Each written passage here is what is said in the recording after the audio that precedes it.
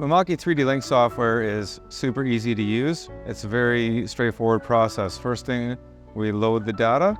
I'll load up this file. Then we're going to size the object. In this case, I think I would like to make this 4 inches long.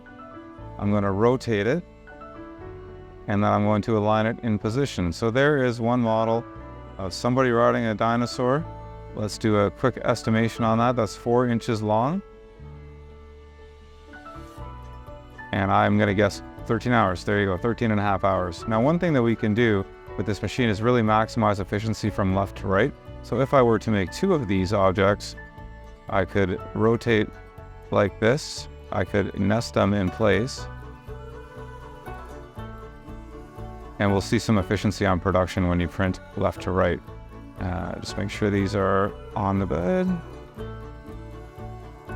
And we will calculate this.